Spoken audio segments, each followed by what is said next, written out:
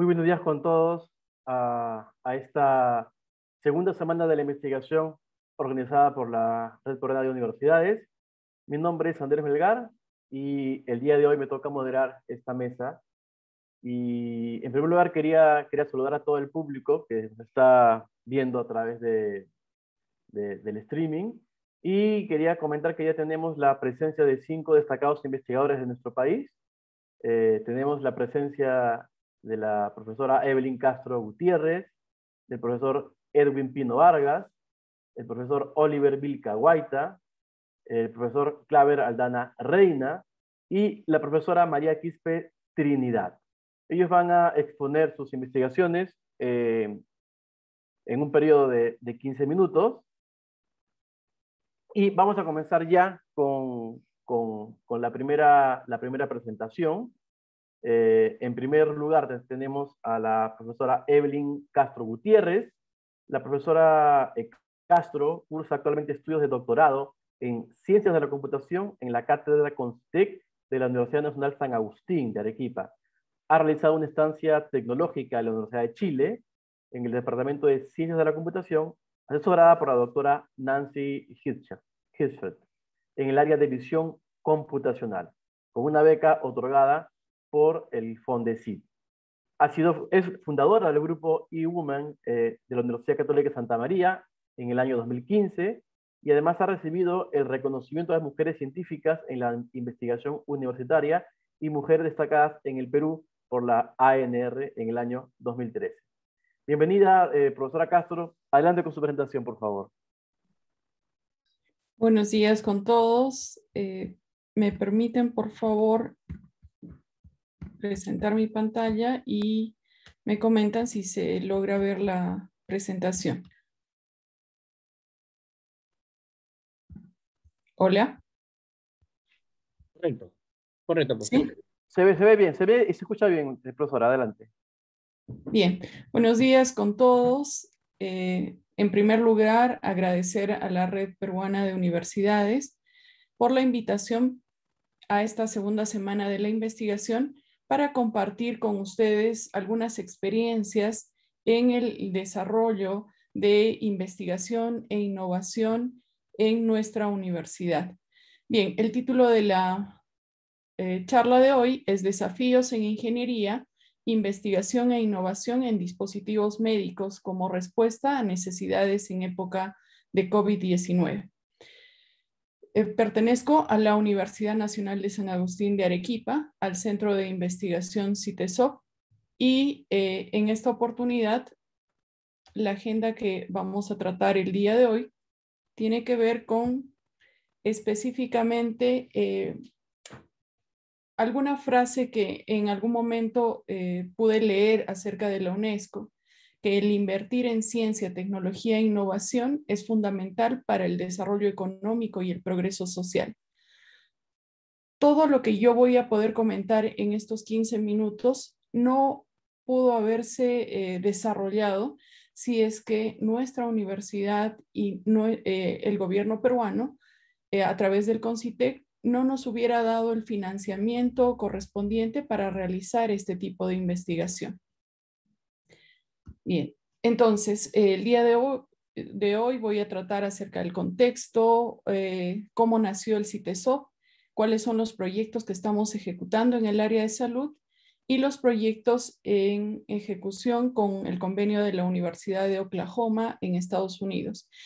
Y al ver todo este contexto, hemos podido determinar algunos desafíos que se nos ha propuesto en estos años, prácticamente que tienen que ver con toda la experiencia vivida en el desarrollo de las investigaciones que hemos podido realizar. Bien, nosotros sabemos que hoy en día estamos viviendo en un siglo de innovaciones digitales. Eso quiere decir que debemos de aprender a vivir en un mundo totalmente cambiante, y razón de ello ha sido, bueno, nos ha demostrado el COVID-19 cómo ha cambiado nuestro mundo en tan solo unos meses, de tal manera que las habilidades que debemos de cultivar en nuestros estudiantes e investigadores son habilidades que hoy en día se están planteando como desafíos que tienen que ver con el pensamiento crítico, la adaptabilidad a este mundo cambiante, la autodisciplina y el constante aprendizaje. Entonces, en ese contexto nosotros hemos determinado que la enseñanza y la investigación debe estar relacionada con la innovación y la creatividad. Tenemos que hacer una reflexión, que nosotros somos la primera generación que puede cambiar el mundo en el presente y vivir esos resultados del cambio. ¿Cómo así? Si ustedes recuerdan, el teléfono, por ejemplo, llegó a tener algo de 100 millones de usuarios en 75 años, mientras que hoy en día, si uno desarrolla un aplicativo móvil, podemos encontrar, por ejemplo, que va a poder tener en unos meses 100 millones de usuarios. Entonces, el desafío de actualizarnos constantemente, de investigar y aplicar innovación, hoy en día es parte de nuestra vida. Fue así que nació el Centro de Investigación de Transferencia de Tecnología y Desarrollo de Software, denominado CITESOP, en la UNSA en el 2017 en el área de Ingeniería de Sistemas. Este centro de investigación fue autorizado por CONCITEC en la disciplina de Ingeniería de Sistemas y Comunicaciones para desarrollar una serie de investigaciones en el marco de la Ley 3039, junto con empresas, ¿no? ¿Y qué era lo que determinaba esta autorización por CONCITEC, que fue crucial para nosotros? El hecho de que tuviéramos infraestructura, equipamiento e investigadores, y el tener un objetivo principal, que es formar una masa crítica de estudiantes y profesores que puedan tener una voz en nuestra sociedad y generar oportunidades en el área de visión computacional, sistemas cognitivos y tecnologías emergentes, ¿no? Que dieran principalmente soluciones a problemas de nuestra sociedad. Es así que empezamos a desarrollar algunos proyectos que ya finalizaron y tenemos algunos resultados, como es la construcción de un modelo en 3D para asistir en la cirugía de reemplazo articular de cadera a partir de imágenes de rayos X para el tratamiento de osteoartritis y osteoporosis, porque sabemos que en nuestro país existe una gran incidencia de estos trastornos osteoarticulares y que tarde o temprano muchas de las personas que sufren estos trastornos van a necesitar una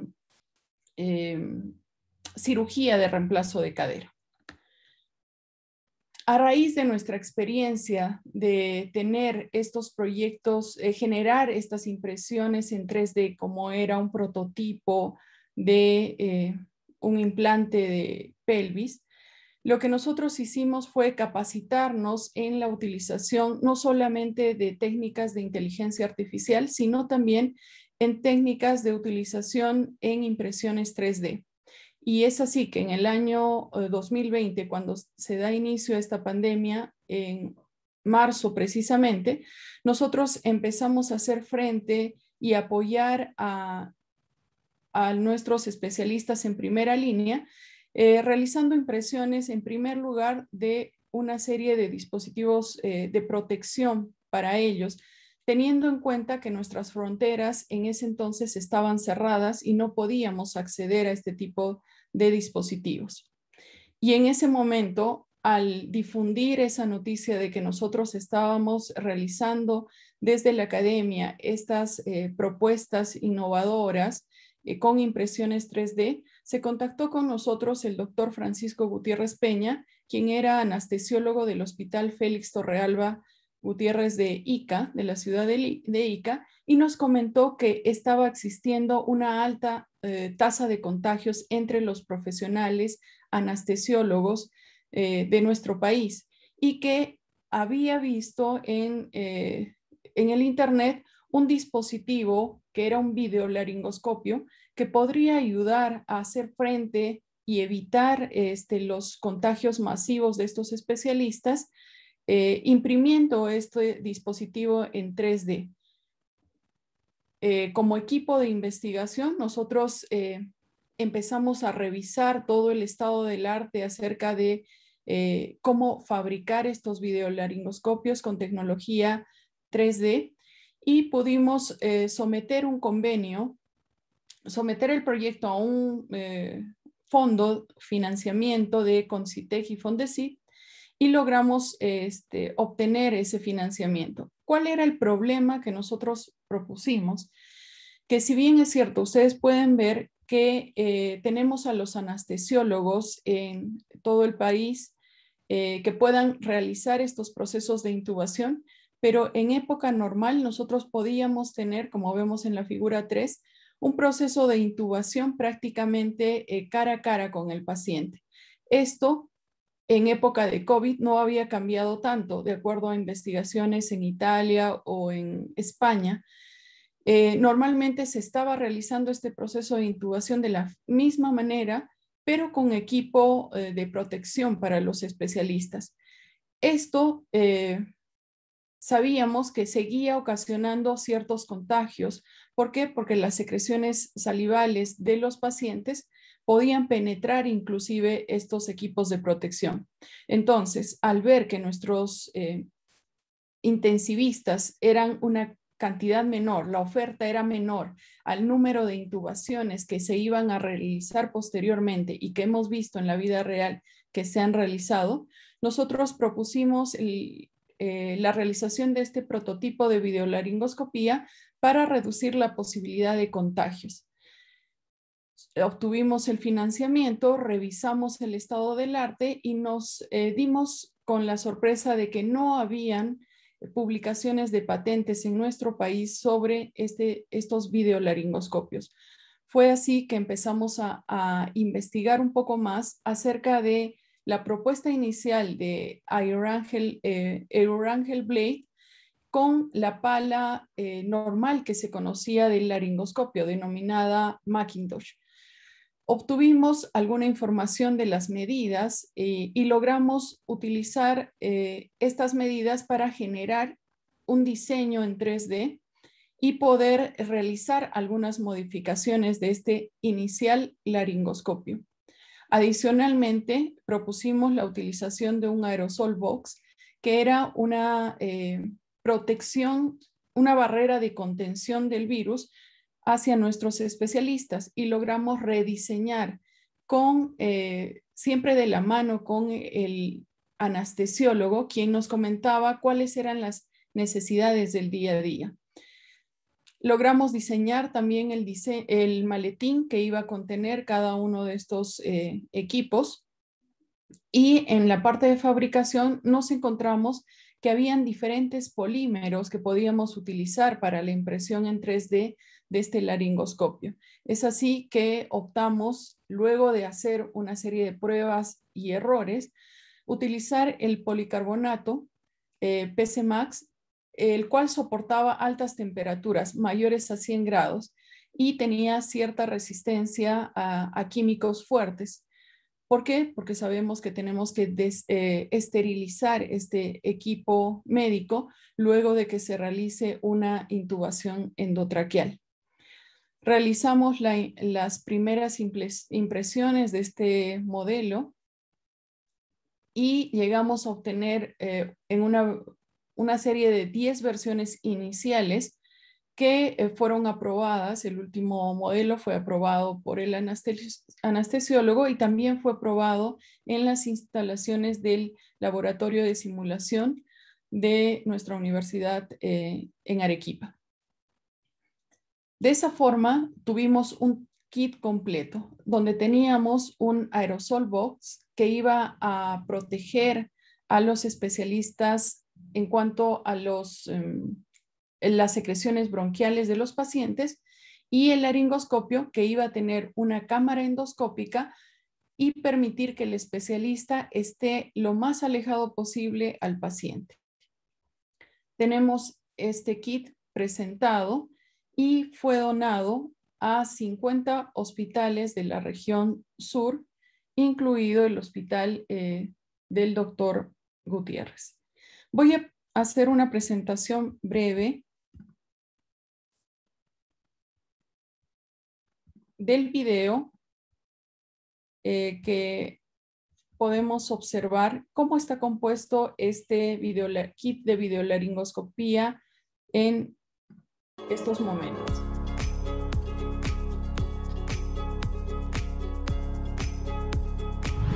Buenos días, este es el kit de videolaringoscopio BLBox. Este kit consta de los siguientes componentes, que es la pala del laringoscopio, el endoscopio y un celular como pantalla o visualizador. Para montar este equipo, lo que necesitamos es, primero, es enlazar en este caso el endoscopio con el celular. Como acá observan, ya se ha hecho la conexión, pero para hacer la conexión en sí se usa un aplicativo llamado TC Wi-Fi. Es este aplicativo que enlaza en este caso el endoscopio con el celular. Para ello ingresamos a este aplicativo y tratamos en este caso de enlazar con una conexión Wi-Fi que el mismo endoscopio va a crear. Una vez enlazado se puede capturar la imagen que va a ir navegando, en este caso el endoscopio. El segundo proceso es enlazar el endoscopio con la pala. La pala tiene una serie de muescas que va a permitir fijar el endoscopio al laringoscopio. Para ello lo que hacemos es instalarlo. Sacamos las pegatinas.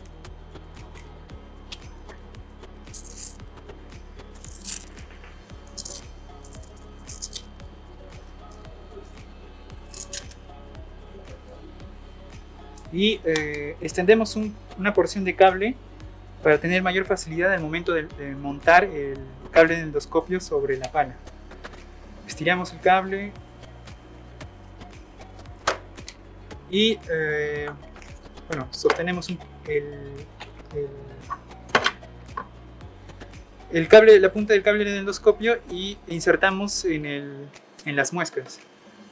En este caso, nosotros tenemos que asegurarnos que esté en la posición adecuada. Ponemos el celular en una posición y si observan aquí, debe, digamos, tener una posición recta con respecto al borde del celular, para que la guía, digamos, esté totalmente recta al momento de incrustar. Entonces van guiando el endoscopio para que el borde, digamos, de alguna zona esté recta o paralelo con el borde del celular. Una vez hecho eso, insertamos en este caso en la primer orificio, y esta segunda muesca es donde va a fijar el cable del endoscopio. Entonces para eso inclinamos un poco, damos a una cierta porción de cable y comenzamos a retirar un poco el cable excedente.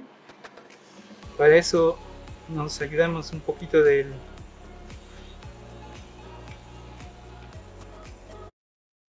Bien, entonces como ustedes pueden observar, tenemos el montaje del videolaringoscopio, video que ha sido proporcionado a los hospitales los cuales han recibido estos dispositivos y que se han ido utilizando desde junio del 2020.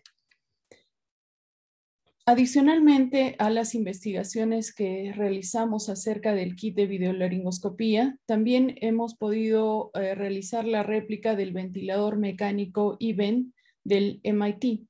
Este ventilador mecánico se llegó a realizar, está en proceso de revisión. La parte reglamentaria es muy exigente porque definitivamente estos dispositivos están en contacto con el ser humano y depende la vida de ellos. Por lo tanto, este prototipo ha sido validado igualmente en el Centro de Simulación de la Facultad de Medicina de la Universidad Nacional de San Agustín de Arequipa. Y bueno, tenemos también este desarrollo en dispositivos médicos. Al ser Disculpe, nosotros, profesora Castro, ya estamos sobre el tiempo.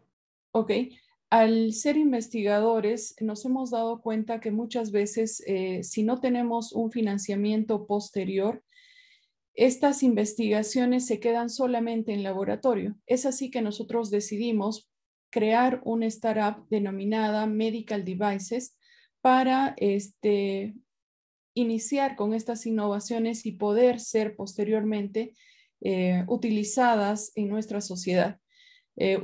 Bueno, este proyecto se incubó mediante la incubadora HAKU y el programa de aceleración de la Agencia Coreana de Cooperación Internacional. Hemos también desarrollado estamos desarrollando un proyecto con la Universidad de Oklahoma basado en inteligencia artificial, deep learning, para realizar el aprendizaje automático basado en imágenes de radiología para la estratificación y evaluación de la gravedad del COVID. Y bueno, los desafíos, para terminar, los desafíos que nosotros hemos visto al momento de realizar todas estas investigaciones es que realmente debemos de estar capacitados permanentemente en nuestra área de especialidad. Debemos de tener un propósito que es, en nuestro caso, es poner nuestro conocimiento al servicio de la sociedad y debemos de escuchar a los especialistas. Realmente el solo estar en un centro de investigación y no estar en contacto con los especialistas que nos dan a conocer sus necesidades, al menos en nuestra área, va a evitar que nosotros podamos seguir realizando investigaciones. Debemos de tener claro que en nuestra sociedad muchas veces estigmatizamos el error y como ustedes han podido observar, en nuestra investigación nosotros constantemente hemos hecho la prueba y error y hemos obtenido un dispositivo adecuado para las necesidades de la sociedad. Y es importante trabajar con un equipo que cuente con altos niveles de empatía, que exista una diversidad de género y que existan varias voces dominantes. Entonces, como reflexión final, creo que todos podemos tener el potencial de ser creativos e innovadores. Gracias.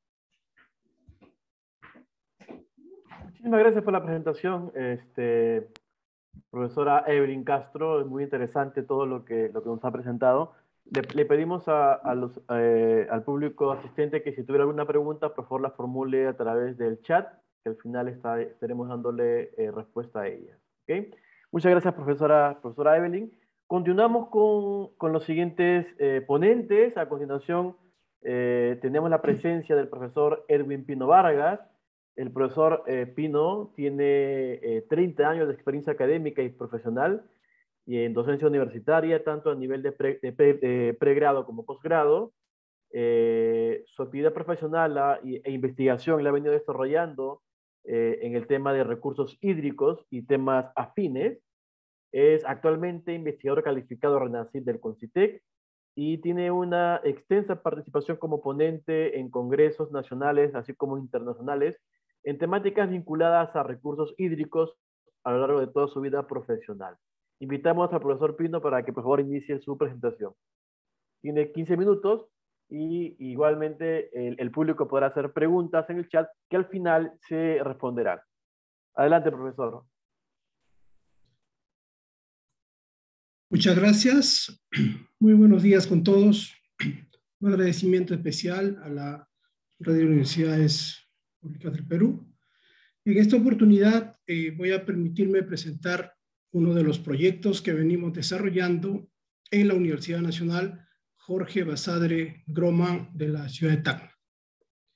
El proyecto que voy a presentar en estos minutos trata sobre la integración de métodos hidrodinámicos, hidroquímicos e isotópicos con la finalidad de precisar el funcionamiento y manejo sostenible del acuífero La Yarada en nuestra región.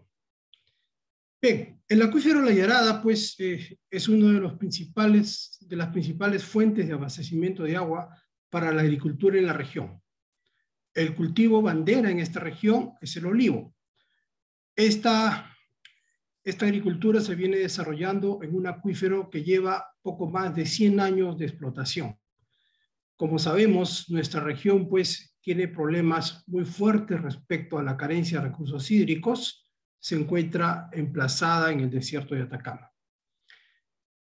Aparecen una serie de publicaciones respecto al déficit hídrico, respecto a problemas de gobernanza, gobernabilidad, respecto al uso del agua, pozos ilegales, extracción de agua subterránea, conflictos con la minería y muchos otros tipos de conflictos que venimos registrando en la región. Bien, en las imágenes podemos observar, en la imagen superior izquierda, la evolución, por ejemplo, de la superficie de cultivo en el acuífero La Yarada, también denominado acuífero Caprina, por el nombre de la cuenca en el cual se encuentra emplazada. Entonces, aquí lo que mostramos es una evolución histórica de cómo ha ido creciendo la superficie bajo riego. Tenemos imágenes satelitales del año 72, 87, 2006 y 2019. En la imagen inferior izquierda podemos observar la evolución de la explotación, de los volúmenes explotados de agua, concordante con estas superficies que van en incremento. Y la tercera imagen, la que nos muestra el balance hídrico. Podemos notar que a partir del año 1980 el acuífero entra en desbalance, ¿no? Entra en desbalance y este desbalance cada vez se va haciendo más creciente. Nosotros comenzamos a hacer trabajos de investigación en la zona, más o menos ya hace, digamos, muchos años, pero al interior de nuestra universidad hemos venido haciendo trabajos preliminares antes de presentarnos a una convocatoria de financiamiento. Entonces, es así que el año 2017 y 2018 logramos algunas publicaciones preliminares previas a nuestra participación en las convocatorias de financiamiento de canon, sobre canon y regalías mineras que otorga nuestra universidad. El año 2019 ganamos la convocatoria con este proyecto y logramos conformar un equipo apoyados por la Universidad Nacional Agraria, La Molina, Utah State University, el Tecnológico de Monterrey y el Instituto de Energías Limpias de Cuernavaca, México. Con estas instituciones es que conformamos un equipo de investigación y logramos sacar adelante nuestro proyecto en la convocatoria. Objetivos básicos que habíamos planteado en esa oportunidad estaban referidos básicamente a determinaciones geomorfológicas, caracterización del sistema acuífero, considerando fuentes de origen, descarga, recarga, luego la evaluación de las alteraciones de este sistema acuífero y finalmente hacer una propuesta de desarrollo sostenible del agua subterránea para este acuífero que, como ya lo dije, se encuentra sobreexplotado. La metodología de trabajo va pues partiendo, tal como lo dijo mi antecesora en estas presentaciones, de revisar el estado del arte en cuanto a esta temática, una revisión bibliográfica exhaustiva. Empezamos a trabajar coberturas GIS, cálculos de parámetros físicos en la primera etapa. En una segunda etapa pasamos a hacer el muestreo de los puntos de control y los análisis de laboratorio respectivos. Y en la tercera etapa ya empezamos a trabajar las correlaciones de los resultados de hidroquímica, hidrodinámica e isotopía. Bien, en cuanto a los análisis físico-químicos del agua, nosotros establecimos una red de control de 100 puntos de muestreo en 2 campañas. De esos 100 puntos de muestreo, designamos 18 muestras para agua superficial, 18 muestras para manantiales, 22 para agua superficial y 60 muestras para agua subterráneas ubicada en la parte baja de la cuenca, es decir, en la zona donde se encuentra emplazado el acuífero. Realizamos los estudios, los muestreos y los análisis, lo que es físico-química en laboratorios nacionales, los isótopos también, isótopos ambientales, oxígeno 18 y deuterio en el laboratorio de isotopía de la Universidad Agraria, y los isótopos especiales lo hicimos en un laboratorio canadiense. Algunos de los resultados importantes que ya hemos logrado, porque esto nos lleva un poco a llevar la problemática hídrica de nuestra región a la comunidad científica internacional. En ese sentido, esta es la última publicación que hemos logrado en esta revista de alto impacto, y está referida justamente a los escenarios adversos, la predicción de escenarios adversos para el sistema acuífero, pues, La Yarada, emplazado en el desierto de Atacama. Esta es una publicación que ya se encuentra registrada en la revista. De igual manera, otra segunda publicación importante que estamos ya en proceso de culminación para la aceptación final es justamente la revista Water, y este manuscrito nosotros lo enviamos formulando el título relacionado directamente al título del proyecto, a la denominación del proyecto. Es decir, integrando las técnicas hidrodinámicas, hidroquímicas e isotópicas, ¿no?, para el funcionamiento o para precisar el funcionamiento de nuestro acuífero.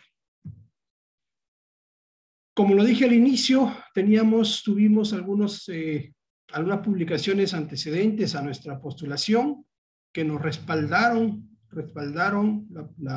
el proyecto que nosotros estábamos presentando. Estaban referidas directamente a lo que es la cuenca caplina en la que se encuentra emplazado nuestro acuífero, y también a la problemática que tenemos respecto a gobernanza y gobernabilidad en el uso del agua subterránea, ¿no? Para el sistema acuífero que estamos trabajando, tuvimos 2 publicaciones adicionales ya en el primer año de desarrollo del proyecto, referido a los factores que afectan el agotamiento y la contaminación por intrusión marina, y otro referido un poco a la historia del funcionamiento del acuífero tras los 100 años de explotación que tiene este sistema subterráneo. En el año 2020, nuevamente obtuvimos publicaciones respecto a nuestro acuífero como medidas de mitigación para el acuífero subterráneo La Yarada, y un chapter book en una plataforma InteShop.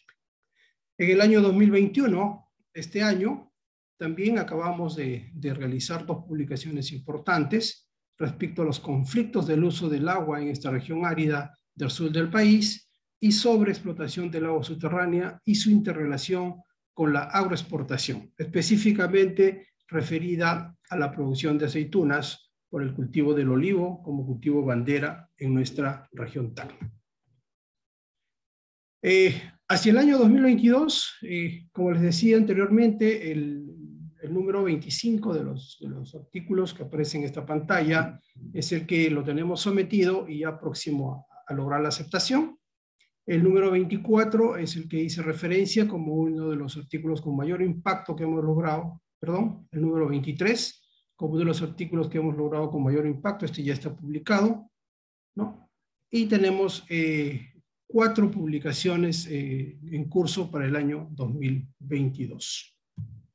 Bien, todo el trabajo que venimos realizando en el sistema acuífero, hemos desarrollado isotopía, hidrodinámica, hemos trabajado con información existente y hemos generado información propia. El equipo de investigadores que nos viene apoyando, como lo dije, es el doctor Alfonso Torres de Utah State University, el doctor Jürgen Malnisch del Tecnológico de Monterrey, el doctor Mahendra Verma del Instituto de Investigaciones Eléctricas de Cuernavaca y el doctor Eduardo Chávarri de la Universidad Nacional Agraria La Molina. Hemos visto, ya casi al finalizar el desarrollo de este proyecto, que lo estamos cerrando en diciembre de este año, que nos aparece una gran interrogante. Y la gran interrogante, y que nos genera cierta incertidumbre, los balances históricos que han venido siendo reportados por instituciones como INGEMET, como la Autoridad Nacional del Agua, como el Ministerio de Agricultura, es justamente la recarga en el sistema. Y la recarga en el sistema es para nosotros en este momento una preocupación y una incertidumbre. En ese sentido, estamos programando y proyectando como un nuevo proyecto futuro al 2021-2, es decir, estamos postulando en la convocatoria en este momento, que está abierta hasta fin de mes, como un nuevo proyecto que se denomina Estudio de la recarga hidráulica y procesos de salinización en el acuífero Caplina, Tacna, Perú, para un manejo sostenible del agua subterránea. El agua subterránea y el agua superficial en todas sus formas en nuestra región, como lo dije, región emplazada en el desierto, en la cabecera del desierto de Atacama, tiene diferentes ángulos de su problemática. Problema de cantidad en distribución espacial y temporal, problema de gobernanza y gobernabilidad. Se han venido declarando vedas históricamente y no hemos tenido la capacidad de poder hacer cumplir la implementación de dichas vedas. El sistema acuífero continúa en desbalance y nuestra problemática es cada vez más grande. En ese sentido, nosotros continuamos la línea de investigación firme respecto a encontrar, pues, la mejor propuesta de manejo sostenible del sistema acuífero, principal fuente de abastecimiento de agua en la región costera de Tacna. Muchísimas gracias.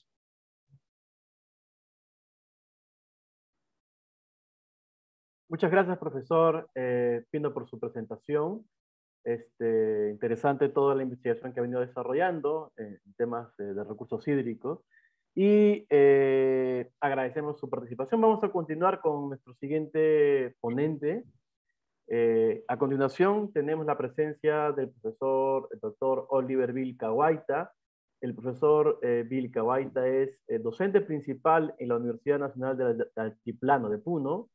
Es doctor en Estadística e Informática, magíster en Ciencias con mención en Computación por el Departamento de Ciencias de la Computación de la Universidad de Chile. Además, es ingeniero de sistemas por la Universidad Nacional del Altiplano. En toda su graduación ha tenido los mayores logros en cuestión de notas y graduación. En el año 2020 ha publicado varios artículos, el primero de ellos en Bicigraph, el cual contó con una exposición presencial efectuada en Valeta, Malta, y su área de trabajo actualmente es la ciencia de la computación y áreas afines. Muy bienvenido, profesor Vilca-Guaita. Por favor, adelante con su presentación. Bien, muchísimas gracias por la invitación y haberme aceptado esta presentación a la Red Peruana de Universidades en la segunda semana de investigación RPU. El tema que voy a presentar es un tema que nació justamente como tema de tesis en la maestría que hice en la Universidad de Chile. Es el análisis del refinamiento de mallas de triángulos, rectángulos y isósceles. Bien, los temas que voy a cubrir son una pequeña introducción, trabajos previos y, bueno, finalmente voy a terminar con el refinamiento de mallas, que se va a hacer alrededor de un vértice, de una arista y también de un sector cuadrado. Primeramente, indicar por qué es importante. Las triangulaciones se utilizan en muchas aplicaciones, ¿no? Por ejemplo, una triangulación o el refinamiento de una triangulación se puede utilizar en simulación de rajaduras, quebraduras en un sismo, en un terremoto. También lo que indica aquí, ¿no? Se utiliza en análisis de elementos finitos, gráficos por computadora, animación, visualización, diseño asistido por computadoras, etcétera, etcétera. Tiene una gran aplicación. Los trabajos previos. Como trabajos previos tenemos un artículo publicado el año pasado que es el estudio de la longitud promedio de propagación para triangulaciones que se realizó en el GRAP, en Valeta, Malta. Es una publicación en Scopus. Y el presente trabajo que voy a exponer vendría a ser una extensión y bueno, estamos también preparándolo para que se pueda publicar en alguna revista. Como trabajos previos, el aporte a la ciencia que hemos hecho en el artículo previo es básicamente estos dos teoremas que están en ese artículo científico, ¿no? ¿Por qué necesitamos estos teoremas? ¿Por qué necesitamos el análisis? Porque dado un algoritmo es necesario saber el costo. cuánto cuesta, cuál es su tiempo de ejecución. En este caso, con estos dos teoremas estamos dando que ese algoritmo, que es el LEP, tiene un costo constante, ¿no? Ahí está acotado en el segundo teorema. Acá podemos ver desde 2 hasta 4 va, ¿no? Entonces quiere decir que su aplicación no va a ser perjudicial, sino que conviene su aplicación y su costo es constante de 2 a 4 triángulos. Eso como de repente como trabajo previo. Y de hecho que hay otros más, ¿no? El trabajo ahora que estamos realizando, bueno, que queremos en realidad retomar, es el siguiente. Queremos hacer un refinamiento, pero ya no utilizando, anteriormente habíamos hecho en triangulaciones de diferentes tamaños. Lo que queremos ahora hacer, cómo podemos hacer el refinamiento, cómo podemos hacer, por ejemplo, representación de objetos con triángulos, rectángulos isósceles, estrictamente, ya no triángulos de repente de diferentes dimensiones, ¿no? En este caso es de triángulos, rectángulos isósceles. Ese es el proyecto que estamos de repente tratando de efectuarlo. Para entenderlo, una malla de triángulos, rectángulos isósceles son esas, ¿no? La más sencilla creo que es la C, que está a la derecha. Ahí tenemos un triángulo. ¿Por qué se dice rectángulo? Porque acá tiene un ángulo de 90 grados y acá tiene otro ángulo de 45 grados, y es que, bueno, utilizamos los sistemas hexagesimales, y acá uno de 90. Entonces, si cumple esa condición, entonces es un triángulo rectángulo isósceles. Ahora, ¿cómo se conforma la malla? Tiene que tener vecinos, ¿no? Acá tenemos que se está compartiendo una arista común por el lado más largo, y por lo tanto esos dos triángulos son vecinos. Entonces, para hacer una malla conforme tiene que compartirse o bien un vértice común o bien una arista común, como se está observando. Ahí tenemos otras mallas, ¿no? En el centro y en el lado izquierdo, que está compuesta por este tipo de triángulos. Para el refinamiento que nosotros queremos hacer para diversos fines, se hace de la siguiente manera, ¿no? En la figura que está en la derecha, justo se puede dividir, ¿no? O sea, el refinamiento significa que ese triángulo, por ciertos requerimientos, se puede ir dividiendo, ¿no? Y ahí ya tenemos 4 triángulos, y de repente si queremos más también podría continuarse dividiendo. Se puede ir dividiendo y así sucesivamente podemos ir avanzando.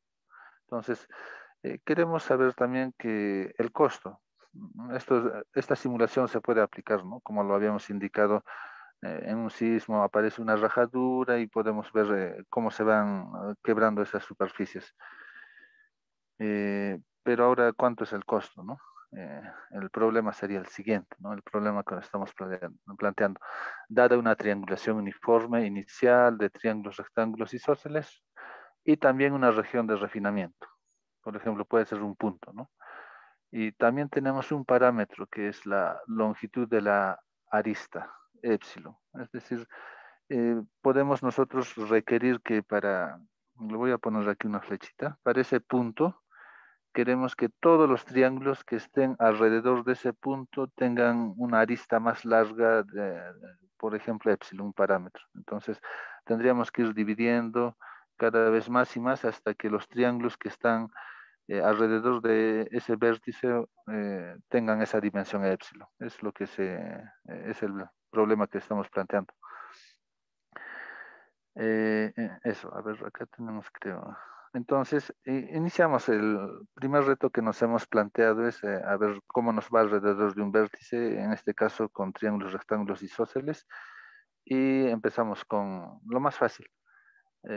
Ahí tenemos una figura en el lado izquierdo. Queremos refinar esta malla alrededor de este vértice P. Entonces, la bisección, que significa dividir un triángulo, se puede hacer, como en el anterior gráfico también lo hemos hecho, se puede hacer de esa manera. Lo vamos dividiendo, y cada vez que hacemos la bisección que sucede que se van insertando más vértices y se van agregando más triángulos a la estructura de datos. Entonces, la primera iteración era justo lo que estoy dibujando de color rojo. Sería la primera iteración. Se han insertado 4 vértices y se han agregado 4 triángulos. Y si es que procedemos y continuamos más, necesitamos de repente más calidad o más definición alrededor de este punto P como lo estamos planteando. Entonces podemos continuar refinando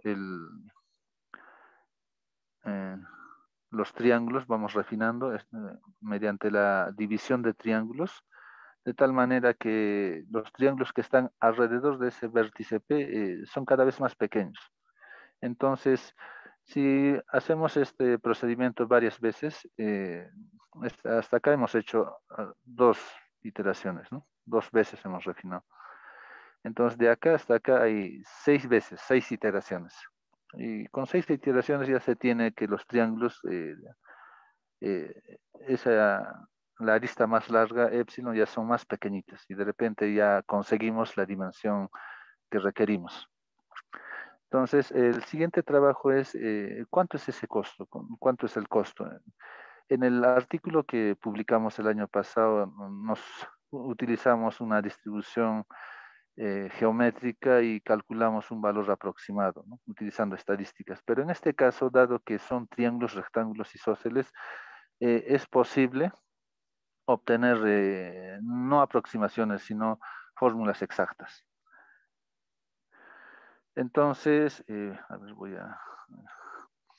nos planteamos el siguiente teorema, el cual dice el número de vértices insertados, el número de vértices, como hemos visto, lo tracé justamente para recalcar eso, ¿no? El número de vértices insertados y el número de triángulos generados alrededor de un vértice común P, por ejemplo, ese gráfico que hemos visto, utilizando la bisección, es igual a 8 logaritmo de L sobre E, donde L es la longitud inicial de la arista más larga, y esta fórmula, que es 16 logaritmo en base 2 de L sobre E menos 4, respectivamente.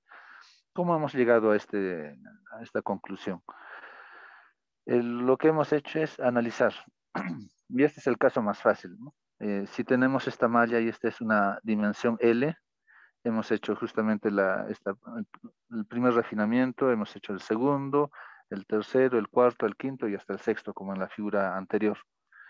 Y hemos empezado a hacer los conteos de los elementos que se han ido adicionando. Por ejemplo, el número de puntos, también el número de triángulos adicionales.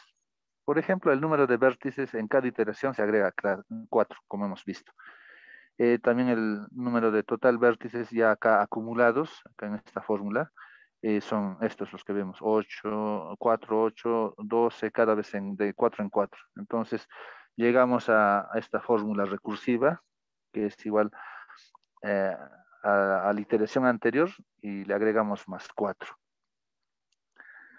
En caso de los triángulos sucede algo similar, que en cada iteración se va agregando 8 triángulos, excepto en la primera, como hemos ido observando. Su fórmula recursiva es esa que está ahí, es decir, que en cada iteración se agrega 8 a la anterior. Finalmente hemos hecho un conteo de una medición de cómo van disminuyéndose la dimensión de la arista más larga. Y eso es la fórmula, la última columna. Y acá, para cada uno de ellos, nos hemos dado cuenta de que se va dividiendo entre raíz cuadrada de 2. Cada vez se divide la dimensión entre raíz cuadrada de 2. Es decir, esto por efecto del teorema de Pitágoras. Finalmente, acá tenemos su fórmula recursiva. Y esto es justamente que nos va a servir para obtener para demostrar el teorema. Resolviendo esa fórmula recursiva, esta es la fórmula que nos arroja la cantidad de vértices insertados y esta es la fórmula que nos arroja la cantidad de triángulos insertados. Y el siguiente arreglo más es necesario. La solución de la recurrencia es esa para la longitud de la arista más larga. Despejamos acá el valor de n. Acá el valor de n se despeja y obtenemos esta fórmula. Y esa nos va a servir para reemplazar en las anteriores dos y podemos concluir de lo que está escrito en el teorema que hemos escrito. Eso, entonces podemos concluir, ¿no?, que el número de puntos insertados está dado por la fórmula, por la ecuación número 5 y la ecuación número 6, y con eso quedaría, digamos, sustentado lo que se ha indicado inicialmente. Llegamos a esas dos fórmulas. Ese es el comportamiento. Conclusión es logaritmo en relación a la longitud inicial de la arista, que es L es la longitud inicial de la arista, y epsilon es la dimensión de la arista más larga, que va a ser más pequeña y a la cual queremos llegar, ¿no? Cuando llegamos a esa dimensión, entonces ahí terminamos el refinamiento. Entonces, ese es el costo. Pero ahora extendemos, ¿no? Si alrededor de un punto ha sido algo fácil, ¿qué pasa si hacemos alrededor de una arista? ¿Se podrá obtener una fórmula? Sí, sí es posible. Las fórmulas que se han obtenido son estas, ¿no? Esta fórmula y esta fórmula. Y el comportamiento es acá un poquito varía. En caso de par, que sea par, se obtiene esta fórmula. En caso de que sea impar, esta es la fórmula para el número de puntos que se insertan en la región, que es alrededor de una arista, un segmento, ¿ya? Y en caso del número de triángulos que se adicionan, estas son dos fórmulas, esas dos fórmulas indican, ¿no?, que casi son iguales, ¿no?, sino que se va cambiando en caso par o impar, dependiendo del valor de n, ¿no? Eso. ¿Cómo lo hemos obtenido?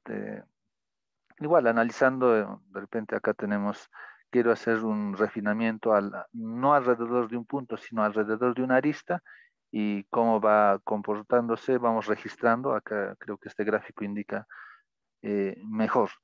Queremos hacer el refinamiento alrededor de esta arista que está aquí. Así, entonces vamos a ir registrando qué va pasando, ¿no? Se van dividiendo, mira que los triángulos se van dividiendo, sigue la arista. Todavía no obtenemos que los triángulos que están alrededor de la arista no tienen esa dimensión epsilon todavía, entonces seguimos acá, vamos avanzando y nos damos cuenta que hay un patrón. Si hay un patrón, por lo tanto, se puede escribir una ecuación de recurrencia. Luego de la ecuación de recurrencia se puede resolver y obtener las fórmulas, y con eso demostraríamos lo que estamos planteando. Y justamente aquí están, ¿no? Por ejemplo, el número de vértices insertados. Acá estamos registrando y llegamos a una ecuación de recurrencia y la resolvemos. Y estas son, ¿no?, el número de puntos que se van agregando. Acá está en fórmula recursiva todavía, ¿no? Recursiva, porque así es fácil expresarlo, así sale. Y una vez que se resuelve, acá tenemos una fórmula ya cerrada, ¿no? Ya es la fórmula, la solución de lo que está en la ecuación 7. La 8 es la solución. Lo mismo se hace para lo que es el número de triángulos que se ha insertado, el mismo análisis. Voy a pasar por el tiempo que se dispone. Se obtienen estas fórmulas, ¿no? Esta fórmula recursiva, y finalmente obtenemos esta fórmula. Y como ya hemos hecho similar en el primer caso, refinamiento alrededor de un punto, hacemos el mismo procedimiento y obtenemos este resultado, ¿no? Entonces podemos decir que su comportamiento es logarítmico en relación a L sobre E. Finalmente podemos extender, ya no hacerlo alrededor de un vértice, no hacerlo solamente alrededor de una arista. Podemos hacerlo un factor cuadrado, de repente generalizar, ¿no? Estamos tratando de generalizar. En este caso, lo que hacemos es, queremos refinar todos los triángulos que están en ese sector, en ese cuadrado. Entonces, con ese objetivo se ha elaborado este teorema, y lo que pasamos a hacer es similar a los dos casos anteriores. Vamos a tratar de ver cómo es en este caso. Por ejemplo, acá tengo un cuadrado, ¿no? En la parte.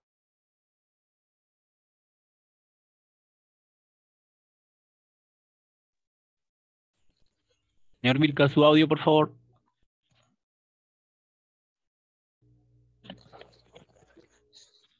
Señor Vilca, su audio se ha desactivado.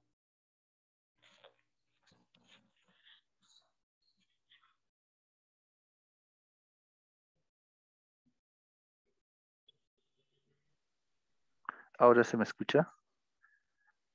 ¿Aló? ¿Se me está Sí, escuchando? Sí, ahora sí, lo escucha escuchamos. perfecto. Me parece que se desactivó. No, ya. Finalmente, para culminar, es la investigación, ¿no? De ir buscando, indagando. Uno no sabe que al final ni siquiera que va a lograr, ¿no? Pues uno está avanzando y al final no logra. Pero en este caso, por lo menos hasta este punto, sí se ha logrado. Todo este sector cuadrado, entonces se va refinando, obtenemos el A, el B, el C y el D, y en en el cuarto paso, en la cuarta iteración, y ya tenemos triángulos más pequeños, ¿no? Con una dimensión de arista más pequeña. Entonces, si esa es la dimensión epsilon, es menor que igual que un epsilon, por lo tanto, puede quedar, digamos, podemos dejarlo como ya refinado. Nos basamos en este epsilon. Recordemos que L es la longitud inicial de la arista más larga de los triángulos de ese sector cuadrado. Y epsilon es lo que requerimos. Para terminar, lo que se ha hecho es lo mismo. Se ha hecho el análisis de cómo van incrementándose los vértices, cómo se van incrementando el número de triángulos. Luego, igual para las aristas, cómo van reduciéndose, que es similar a los otros casos, y es igualito. Se va dividiendo, esta fórmula me dice que cada vez la arista, en cada iteración se va dividiendo por raíz cuadrada de 2, que en este caso es similar o igual a todos los casos anteriores. Entonces, una vez que se ha visto esto y se ha obtenido las fórmulas recursivas, se puede resolver.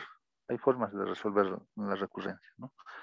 Y se obtiene esto, ¿no? Que es el refilamiento dentro de un área de un sector cuadrado.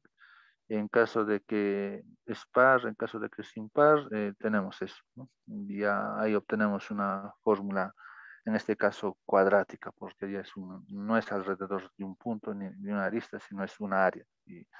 Y acá está, ¿no? Nos está indicando que son cuadráticos. En eso estamos. Lo que queremos ahora es generalizar estos resultados, hacerlo de repente, porque acá estamos haciendo algunos supuestos todavía. Queremos generalizar y creemos que esta fórmula está muy cerca ya para indicar, ¿no? Para cualquier valor de epsilon, ¿no? Inclusive no necesariamente que sea una potencia de 2. Entonces, para el caso del cuadrado es este. Así se está, ¿no? Queremos refinar esta área. Pasa aquí en la primera iteración, segunda iteración, tercera iteración, pero tiene para que la malla sea conforme, tiene una propagación, se propaga. Es decir, refinamos dentro del cuadrado, acá se refina, pero al refinar, dividir también para que la malla sea conforme va afectando a lo que está a su alrededor, hacia afuera. Entonces, acá, por ejemplo, en la cuarta iteración, se ha refinado, pero los que están todavía alrededor del cuadrado también han tenido que refinarse para que la malla sea conforme. Y siguiendo el mismo procedimiento, se ha obtenido, bueno, se ha logrado demostrar esas fórmulas y bueno, eso sería la presentación y bueno, estamos esperando que también en el caso nuestro podamos lograr una financiación y lograr tal vez una publicación de este segundo artículo. Muchísimas gracias. Muchas gracias por la presentación al doctor Vilca Guaita.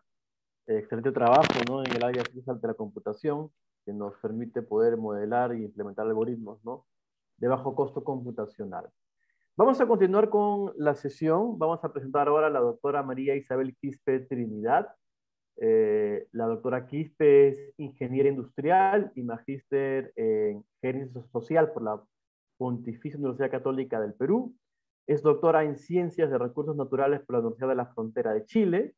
Entre los temas de interés que suele investigar se encuentran la mejora de procesos industriales, la gestión ambiental, incluyendo el ISO 14040, producción más limpia, el ecodiseño, la gestión del potencial humano, MIPES y consorcios de producción. Ha realizado trabajos de investigación usando la herramienta de análisis de ciclo de vida, según la ISO 14040, y es consultora en mejora de procesos y análisis de ciclo de vida. Le damos el pase a la doctora Quispe, ¿no? Y le comentamos que tiene aproximadamente 15 minutos para completar el trabajo. Adelante, por favor. ¿Qué tal? Buenos días. Yo no soy la doctora Quispe, yo soy Diana Ita. Pensé también que iban a poner mi presentación, pero no importa. Yo trabajé este proyecto como parte de la... Estuve a cargo, en verdad, de la elaboración del proyecto, ¿no? En el equipo de trabajo era un equipo multidisciplinario, no únicamente Perú, participaron otros países, Argentina, Noruega, Finlandia, Alemania y Chile. Y aparte de eso, dentro de Perú, participamos como parte de la Red Peruana de Ciclo de Vida y Ecología Ambiental, PELCA. Y dentro de este grupo, los que participamos en este proyecto específicamente fueron mi persona, Diana Ita, la profesora Isabel Quispe, el profesor Ian Vázquez y el profesor Ramzi Cajat. Entonces voy a hablar un poquito voy a hablar un poquito de este trabajo que hemos realizado, de los resultados que hemos obtenido primero voy a empezar con una introducción de por qué es que empezamos a hacer este trabajo en un primer lugar. El título de nuestra investigación fue un análisis de ciclo de vida de los biocompuestos reforzados con fibra de bagazo. Entonces, solo para que se entienda un poquito mejor, esto no es otra cosa que un bioplástico, un plástico hecho a través de material biológico, que ha sido reforzado con restos de la producción de la caña, restos del bagazo, que es lo que sale cuando se extrae el jugo de la caña, para poder obtener lo que se conoce como un biocompuesto, que es un bioplástico reforzado, ¿no? En otras palabras. Entonces nosotros lo que hemos hecho es analizar los impactos ambientales de este nuevo material, con el fin de analizar si es que era verdaderamente más beneficioso desde el punto de vista ambiental en comparación con el biopolietileno de caña de azúcar, que es uno de los que más se usan al día de hoy, como bioplástico, biopolietileno, bioplástico, y el polietileno, el plástico normal, las bolsas hechas a base de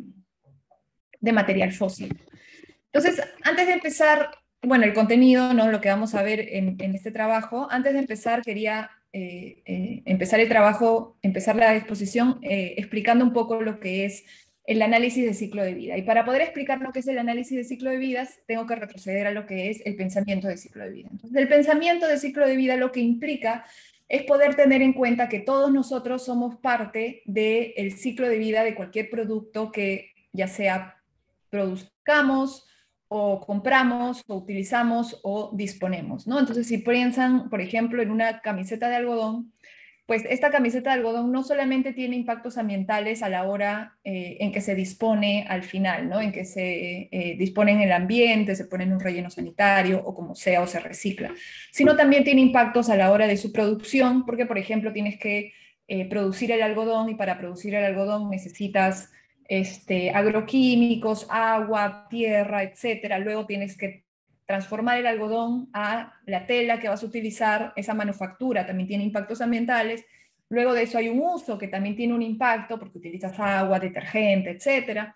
Y también tiene que ver ahí la duración que va a tener la camiseta. Cuanto mayor duración tiene el material, pues menor el impacto ambiental, ¿no? Porque lo puedes utilizar por más tiempo, no necesitas un nuevo producto. Después de eso, el fin de vida, ¿qué haces al final con el producto? Entonces, la idea del pensamiento de ciclo de vida es tener en cuenta que durante todo el ciclo de vida de cualquier cosa que adquiramos va a tener impactos ambientales, y tenemos que ver la manera de cómo podemos reducir estos impactos ambientales lo más posible. Y para esto tenemos que saber dónde tomar las decisiones adecuadas, ya sea en la producción y en el consumo de estos materiales, o en políticas públicas o estrategias de gestión. El análisis de ciclo de vida, que nace del pensamiento de ciclo de vida, tiene estas etapas que las ven en la mano derecha. Primero, la extracción, el transporte que se lleva a cabo durante todo el proceso productivo, no únicamente en esta etapa, la producción, el empacado, el uso y la disposición final. Y no necesariamente se incluyen todas las etapas, como en nuestro caso no incluimos las etapas de uso y disposición final para el análisis de ciclo de vida. Se pueden analizar únicamente algunas de estas etapas. Y lo que es el análisis de ciclo de vida no es otra cosa que la cuantificación de los impactos ambientales a lo largo de todo su ciclo, ¿no? Desde la extracción, con la producción, el empacado, el uso y la disposición final. Pero no necesariamente, como repito, se incluyen todas las etapas, ¿no? Dependiendo de lo que se quiere analizar. Entonces, el análisis de ciclo de vida, ¿qué mide? Mide los impactos ambientales que se caracterizan en categorías de impacto ambiental. Por ejemplo, el calentamiento global, que es uno de los más conocidos, mide los impactos que hay relacionados a los gases de efecto invernadero y se cuantifica en dióxido de carbono equivalente. O sea, se transforman todas las posibles emisiones que tengan algún tipo de impacto en el efecto invernadero, se transforman a dióxido de carbono equivalente y con eso se mide. Entonces, una de las categorías que medimos en el análisis de ciclo de vida y la más conocida es el calentamiento global, pero existen muchos tipos de impactos ambientales. Por ejemplo, también medimos acidificación, eutrofización, cambio de uso de suelo, agotamiento de la capa de ozono y diferentes tipos de toxicidad y ecotoxicidad a los ecosistemas, a los humanos, al agua, etc. Consumo de agua y consumo de petróleo, entre otro tipo de impactos, de categorías de impacto ambiental que miden impactos ambientales en el largo del ciclo de vida. La elección de estos impactos va a depender de qué es lo que queremos en verdad transmitir con nuestro estudio y cuáles son las categorías más importantes en nuestro estudio. Entonces, ¿cómo se lleva a cabo el análisis de ciclo de vida? Primero, pues defines el objetivo y el alcance de tu proyecto, luego haces un inventario, es decir, recopilas todos los datos que necesarios para poder llevar a cabo,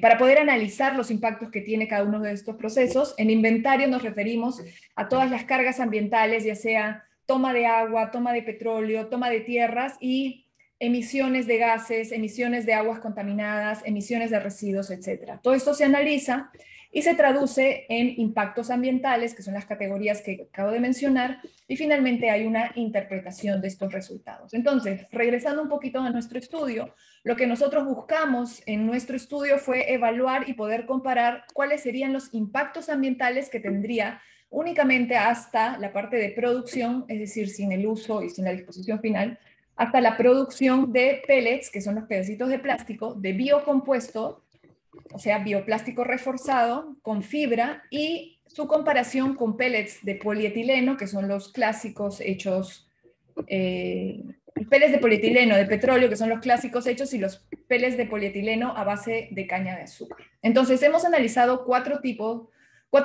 de producción de estos pellets. Los de fósil, que los hemos llamado fósil PE, los de el bio-PE, que es el biopolietileno a base de caña de azúcar, es decir, eso se conoce como bioplásticos primarios, porque utilizan directamente material biológico, no residuos.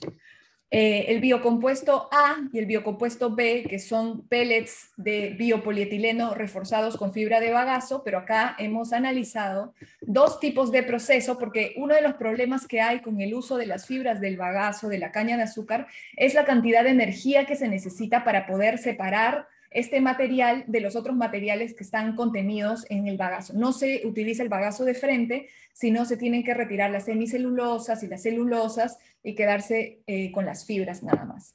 Entonces, hemos analizado dos tipos de procesos para poder ver si había alguna diferencia en esta producción. ¿Cuál ha sido nuestro alcance? Hemos incluido en nuestro análisis desde el cultivo de la caña de azúcar, la producción de etanol, la producción de etileno y luego del etileno, del polietileno.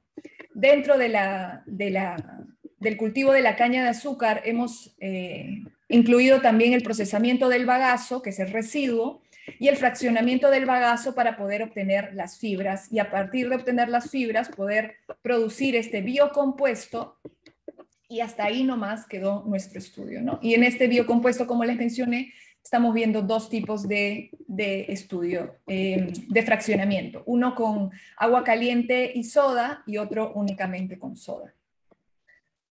Y lo vemos acá en esta figura. Entonces a la izquierda vemos el procesamiento con agua caliente y con soda, y a la derecha con soda. ¿Y qué es lo importante acá? Porque acá pueden haber muchos nombres que no vienen al caso explicarlos, pero acá lo importante es que en un tratamiento, en el de la izquierda, por ejemplo, se necesita más energía para poder producir el agua caliente que va a fraccionar en un primer nivel el bagazo, y en el segundo no se necesita esta energía adicional para la fraccionación, pero se necesita más soda. Entonces, esas diferencias las cuantificamos para poder ver cuál tiene más impacto ambiental que el otro, ¿no? El primer proceso también obtiene hemicelulosas y la lignina separadas, por lo tanto las hemicelulosas se pueden comercializar y con eso también reducir los impactos. Y en el caso del de la derecha, pues no obtenemos esa separación de la hemicelulosa y por tanto también hay una restricción ahí. ¿Cuál ha sido el alcance? ¿Cómo hemos recolectado nuestros datos? Pues en el análisis de ciclo de vida no siempre se pueden recolectar datos de primera mano, es decir, datos de laboratorio, se utilizan bases de datos secundarias, información secundaria. Para la producción de polietileno fósil y polietileno de caña de azúcar, pues hemos trabajado con datos de EcoInvent, que es una base de datos que ya existe como información secundaria. Para el bioetanol y el bioetileno hemos tenido comunicación directa con los productores en Brasil. Para el fraccionamiento del bagazo, para la obtención de fibras, que es la parte crucial en este estudio, hemos obtenido los datos del laboratorio realizado, de las pruebas realizadas en el laboratorio de Argentina, en el Instituto de Materiales en Misiones, que era parte de todo este proyecto. Ellos nos entregaban la data y nosotros analizábamos la información. Para el análisis de la información hemos utilizado un software, hay mucho software para el análisis del ciclo de vida, y nosotros hemos utilizado uno de los más conocidos y que tienen y más reconocidos, que es el CIMAPRO. La unidad funcional, es decir, el corazón en el que basamos nuestros resultados, es 1 kilogramo de pellets de biocompuesto listos para poder ser comercializados y para poder ser utilizados en la impresión de materiales 3D. Estas son las categorías de impacto que hemos utilizado. Y vamos un poquito a ver los resultados. Entonces acá podemos ver las categorías que hemos seleccionado por el tipo de proceso que estamos siguiendo. Hemos seleccionado calentamiento global, que es la categoría que siempre porque es una de las que más nos interesan, ¿no?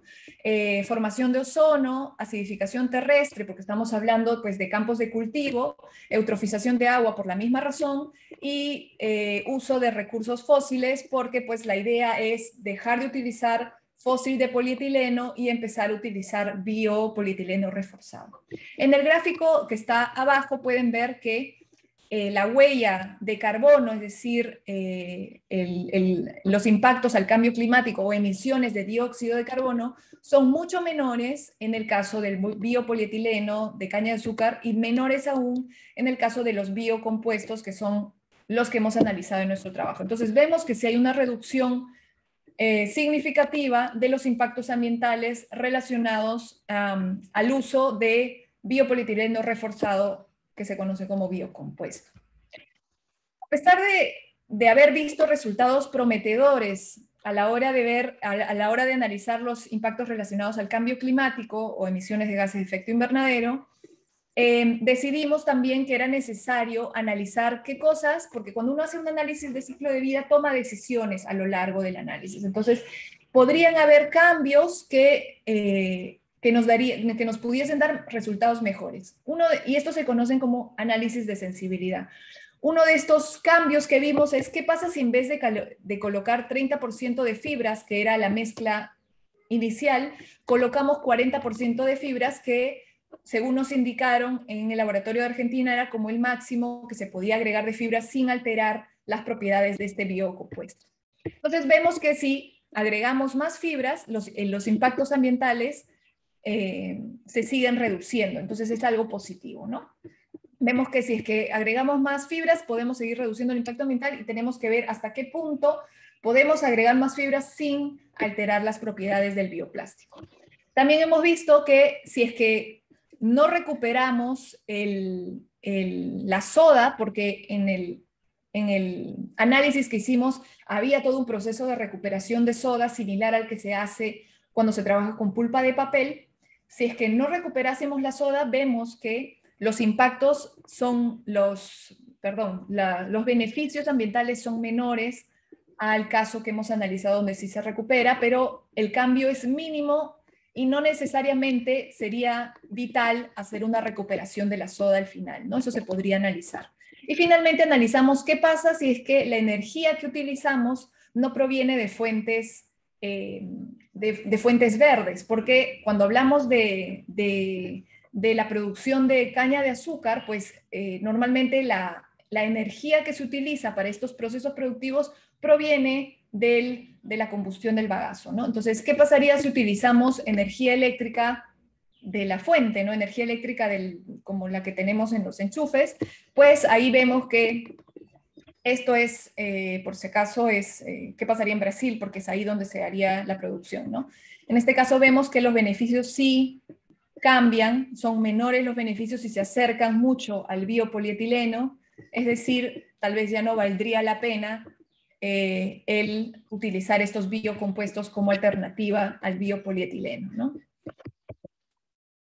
Dentro de las conclusiones de nuestro estudio, primero es que gracias al estudio que hemos hecho, le estamos dando la oportunidad a residuos agroindustriales de ser revalorizados como materia prima, es decir, que no únicamente se utilicen, se dispongan en un relleno sanitario o se utilicen para la combustión para obtener energía, sino que sean revalorizados y puedan reingresar a la cadena productiva para elaborar estos biocompuestos y así lograr menores impactos ambientales comparado con bioplásticos de primera generación, que son estos bioplásticos que se hacen directamente del material biológico, como es pues, el jugo de caña de azúcar, ¿no? Que termina siendo también un alimento. También hemos observado que si bien los biocompuestos tienen un mejor desempeño en las categorías que hemos analizado cuando los comparamos con el biopolietileno de caña de azúcar, no tienen un mejor desempeño comparado con el fósil de polietileno o el polietileno de fósil en las categorías, por ejemplo, de eutrofización o de acidificación terrestre. ¿Eso por qué? Porque cuando utilizamos el biocompuesto, igual estamos utilizando caña de azúcar para su producción y esto ya genera un impacto mayor que el impacto que tiene el polietileno fósil en estas categorías, ¿no? Porque el polietileno fósil no utiliza tierras de cultivo. Entonces, en estas categorías de impacto, pues el polietileno fósil gana. También hemos analizado que dependiendo del tipo de uso de energía eléctrica que utilizamos en la parte productiva, se pueden obtener mayores o menores impactos. ¿Por qué? Porque evitamos las emisiones que se generan con la quema del bagazo, pero utilizamos otro tipo de energía no renovable, ¿no? Entonces ahí habría que hacer una evaluación de qué es lo mejor para el proceso productivo para reducir los impactos. También hemos visto que todavía los biocompuestos todavía no pueden competir de manera directa con el polietileno fósil en relación a todos los impactos ambientales, ya que las mejoras se ven solo en alguno de ellos.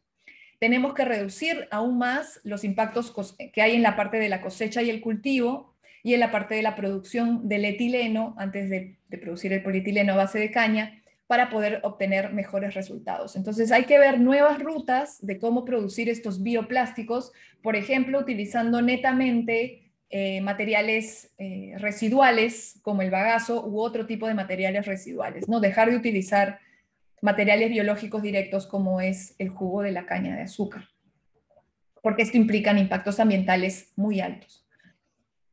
Y también hemos concluido que si se fomentara un mayor uso de estos materiales de base biológica, las consecuencias deben ser primero analizadas y primero hay que ver qué impactos y cambios habrían al incluir estos materiales en nuestro día a día, porque nuestro trabajo es únicamente basado a la parte productiva de un material específico, ¿no? Durante nuestro trabajo hemos presentado 3 papers El primero de acá fue más que todo una revisión de literatura para poder determinar los datos que íbamos a utilizar en el proyecto. El segundo fue una colaboración que tuvimos directamente con el laboratorio de Argentina y el de Noruega, en donde utilizamos parte de la investigación que habíamos hecho, pero para otro tipo de biocompuesto. Y el tercero, que es el de donde hemos sacado la información que hemos trabajado en esta presentación, es en el que presentamos estos resultados que les he estado mencionando y el análisis de los mismos y las conclusiones. Finalmente, queríamos agradecer al CONCITEC por la financiación del proyecto y mencionar que este proyecto formó parte de la alianza ERANET LAC Valbio 3D. Y eso sería todo. Muchas gracias. Muchas gracias por la excelente exposición de la profesora Diana Ita y le pedimos disculpas por el error involuntario al comienzo. La profesora Diana Ita Nagy es magíster en Ecología Industrial de las universidades de Leiden y Utrecht de Países Bajos. Actualmente se encuentra haciendo el doctorado en Ingeniería en la Pontificia Universidad Católica del Perú, Ingeniera Ambiental, graduada con honores de la Universidad Nacional Agraria de La Molina, con una especialización en Gestión de la Calidad y Auditoría Ambiental, ¿no? También es investigadora de la Red Peruana de Ciclo de Vida y Ecología Industrial, PELCAN, dentro de la PUC, y capacitadora en temas de análisis de ciclo de vida desde el año 2017. Ha trabajado en diversos proyectos de investigación y consultoría internacional en temas relacionados con plásticos, biomateriales, basura marina, así en los sectores productivos agrícola y energía, ¿no?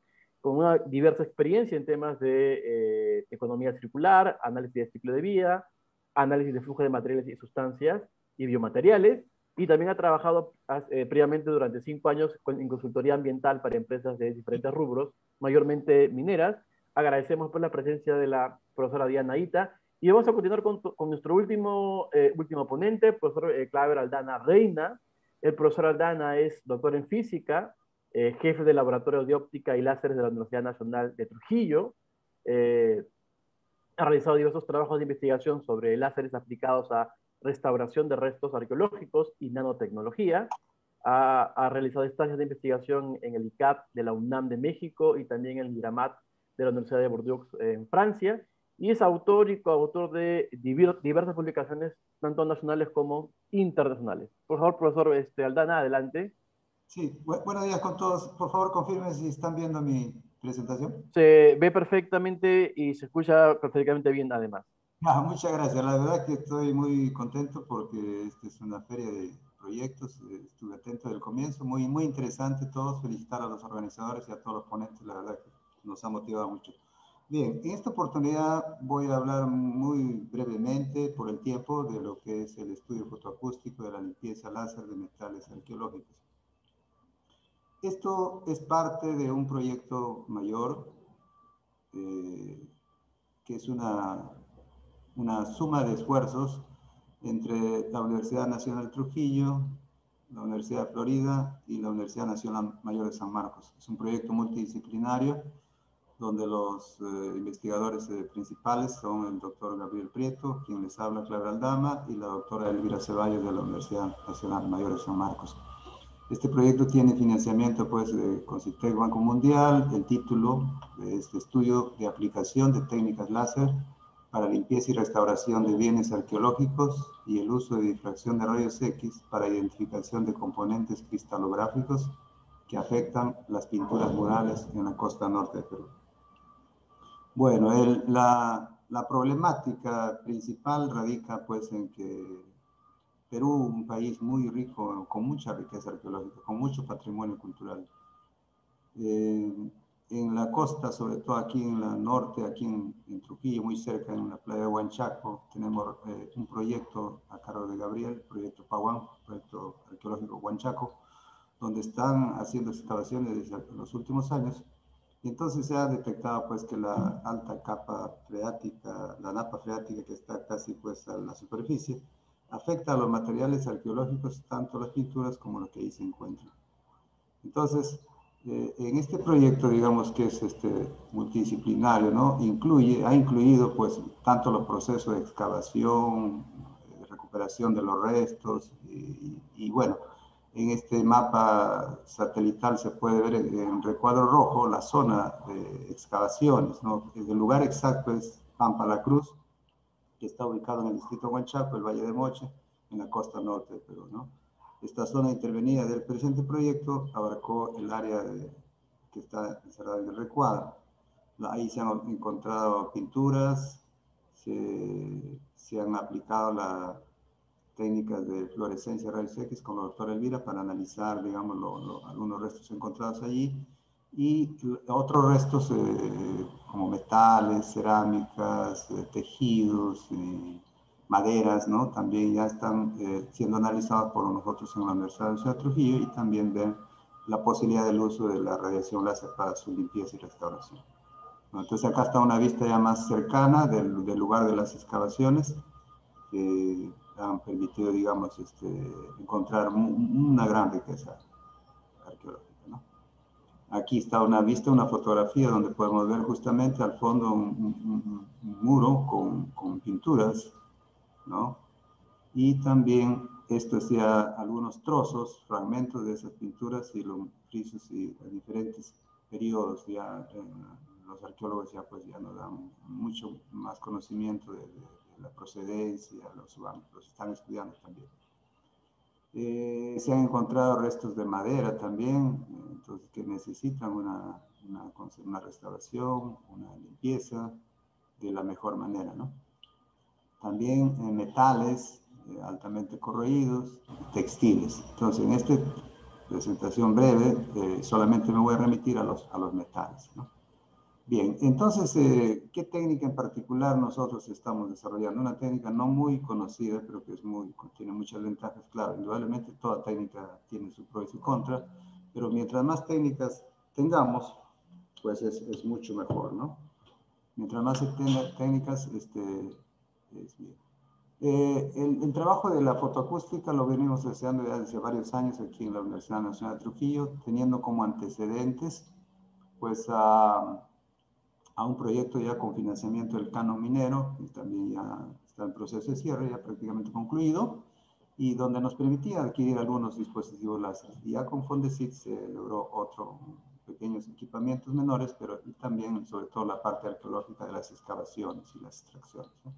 Entonces, el equipo que acompaña para este avance que presentamos el día de hoy de la fotoacústica con los metales está integrado también por el doctor Miguel Valverde, magíster Henry Agreda y el licenciado Paul Cosabaleta. Bueno, un poquito para entender el fenómeno tal vez de la fotoacústica, tenemos un láser. Esto se da en la interacción, bueno, nosotros nos ubicamos dentro del área de la física, en particular lo que llamamos fotofísica. La fotofísica estudia la interacción de la luz con la materia. Pero en esa interacción entre luz y materia se generan procesos que dan, tales como procesos no radiactivos y procesos radiactivos, ¿no? Entonces, cuando hay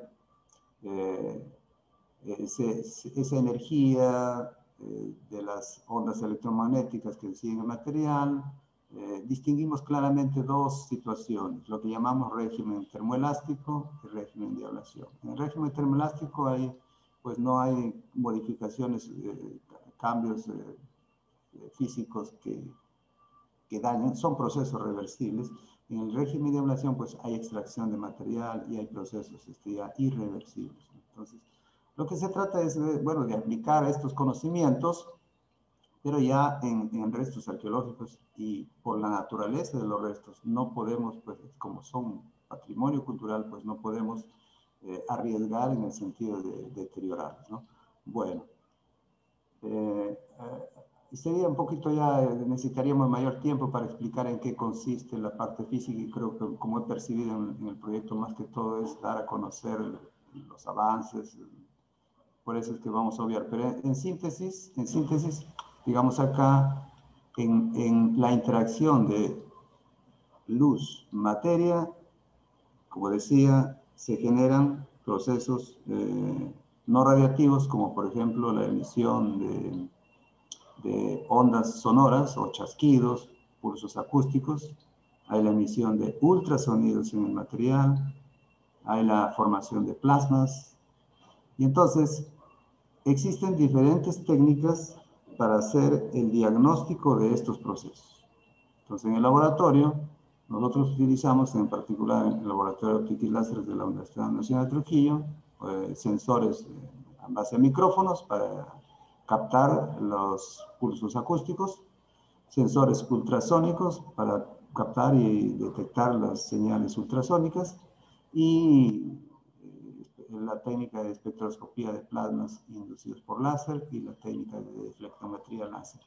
Entonces, de ellas, nos centramos solamente en la generación de ultrasonido y su percepción mediante los sensores piezoeléctricos. Una señal piezoeléctrica típica es una señal de un voltaje en función del tiempo, donde se utiliza un osciloscopio, y la información más importante la encontramos en lo que llamamos el voltaje pico-pico al iniciar la señal. Hay lo que se llama tiempo de retraso también, que tiene muchas ventajas de darnos información, tiempo de arribo le llamamos también, para poder estudiar el material que está siendo irradiado con láser, ¿no? Bueno, como les comentaba, esto tiene ya sus antecedentes. En 2018 empezamos pues, con una publicación también, donde dimos a conocer, ¿no?, el uso de un detector de energía de pulso láser infrarrojo basado en el efecto fotoacústico. Tenemos ahí, bueno, el arreglo experimental, que incluye un láser de neodimmer YAG en rango infrarrojo, el sensor piezoeléctrico, se conecta a un osciloscopio, el osciloscopio a una PC, además también un medidor de energía para poder ir monitoreando el valor de la energía como una variable. Entonces ahí, por ejemplo, identificamos el régimen termoelástico, donde se llegó a determinar pues, que hay una dependencia lineal entre el voltaje RMS de la señal fotoacústica y la energía incidente. Entonces eso se comprobó en diferentes materiales y bueno, eso es un dato muy importante que nos ha servido para después a futuro continuar con esto, ¿no? En 2019 también se hace ya la aplicación de esta técnica fotoacústica pulsada con láser pulsados para la determinación de umbrales de ablación láser en metales. Esto es muy importante, ¿no? Porque nos hemos dado cuenta, por ejemplo, hemos detectado por espectroscopía ELIPS que estos metales encontrados en Huanchaco, en su mayoría pues son en base a cobre. Ese es el elemento principal, el cobre. Y entonces, por ejemplo, aquí, con este arreglo y con la fotoacústica, se llega a determinar el umbral de ablación del cobre, ¿no? Entonces, por ejemplo, acá tenemos ya algunas curvas experimentales, pero al final, la de la derecha, que es la que nos da la información más importante del voltaje pico-pico de las señales fotoacústicas, en función de la afluencia, vemos claramente un cambio en la pendiente de los datos experimentales, ¿no? Ese punto de quiebre es justamente el umbral de ablación. Como le decía, en el régimen de termoelástico, que es una respuesta lineal hasta antes de los 1.71 joules por centímetro cuadrado de fluencia, entonces hay un comportamiento lineal, no hay daño del material. Pero ya a partir de ese punto, 1.71 joules por centímetro cuadrado, ya hay daño del material. Entonces, este dato es importantísimo, ¿no? Bueno, para cualquier material arqueológico, identificar su umbral de ablación.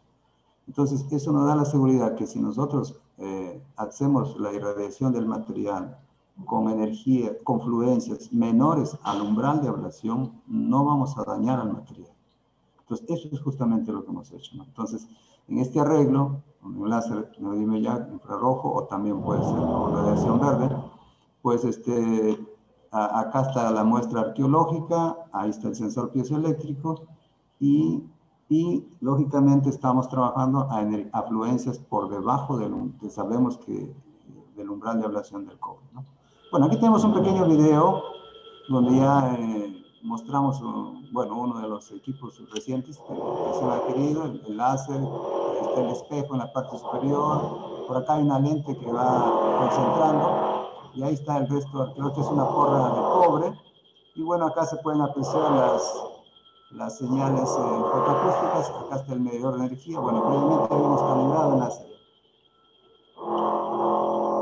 Bueno, esta es una vista, una fotografía de la porra en su estado original, incluso tenía algunos tejidos. Identificamos que tiene pues esa superficie verde, luego una pátina y bueno, y luego tenemos el material. Bueno, en el monitoreo fotoacústico, pues nos permite identificar que cuando vamos haciendo la limpieza, nosotros aquí hemos probado con 3 fluencias. Una fluencia de 1.33 que está por debajo del umbral de ablación del resto que nosotros sabemos, ¿no? Entonces, es que corresponde a los puntos negros. Entonces vemos porque al comienzo este cambio en el valor es un indicador que hay extracción de material, hay extracción del contaminante. Cuando ya se hace constante, es un indicador que ya se está llegando al material original y ahí detenemos el proceso de limpieza. Bueno, pido disculpas porque al lado de mi casa están justamente una obra que han empezado a trabajar en estos momentos. Estamos haciendo lo más breve posible, pero agradecimiento a Conciter y a todos los organizadores por este tan importante. Muchas gracias. Muchísimas gracias, doctor Aldana, por su participación. Un excelente proyecto y esperamos pues, que puedan seguir investigando en esta temática que es tan importante, ¿no? Y con muchísima aplicación práctica, sobre todo, para nuestra realidad. Esa ha sido nuestra última presentación. Por temas de tiempo ya no podemos dar espacio a las preguntas porque ya va a empezar otro bloque. Agradecemos a todos los ponentes por su participación en esta excelente mesa y también a la audiencia por haber estado presente y prestigiar este evento, ¿no? Este es con todo. Acá damos por finalizada la sesión. Muchas gracias a todos por su participación. Hasta luego.